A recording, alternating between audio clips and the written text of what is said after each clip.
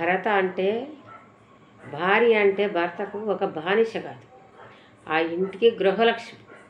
కానీ ఆమెను ఎంతో బాగా చూసుకోవాలి, కష్టాలలో సుఖాలలో అన్నీ, పిల్లల్లో సంసారంలో అన్నిటిల్లో చూసుకుంటే ఆమె ఆ ఇంటికి గృహలక్ష్మి అవుతుంది.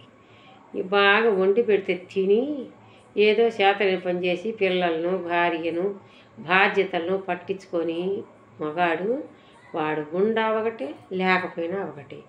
భార్య అంటే భరించేది కాదు, ఆమెను కూడా ఒక సుఖ పెట్టాలి, ఆమె బాధల్లో పాలు పంచుకోవాలి, పిల్లలను మంచి చెడ్డలను అన్నీ చూసుకోవాలి. భార్య లేని ఇల్లు అది ఇల్లే కాదు, అది శ్మశానంతో సమానం.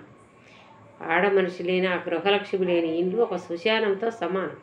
ఆ ఇంటికి కళ ఉంది, కాంతి ఉంది, ఆ ఇంటికి దరిద్ర దేవత పీడిస్తుంది. గృహలక్ష్మి లేని ఇంట్లో మగాడు లేకుండా కానీ ఆడది సంసారాన్ని పిల్లలను అందరినీ సవిరించి అది ఒక ఇల్లు లాగుంటుంది. అదే ఆడ మనిషి లేకపోతే అది శ్మశానంతో సమానమే. ఆ విష్ణుమూర్తి కూడా ఆ గృహమహర్షి వచ్చే స్థలం మీనదంటే ఆమె నేనుండే స్థలం మీనదని నాడని కోపించి ఆమె కొల్లాపూర్లో తపస్సు చేసుకుంటుంటే ఆ విష్ణుమూర్తి కూడా భార్య కోసం ఆమె విష్ణులోకం నుంచి భూలోకానికి వచ్చిండు. భార్య ఆడ మనిషి లేని సంసారం అట్టుంటుంది.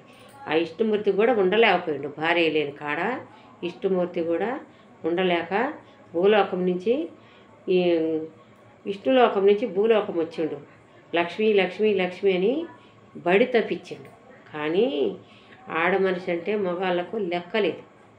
ఇది ఉండ సమక్ష చాలా ఉన్నాయి.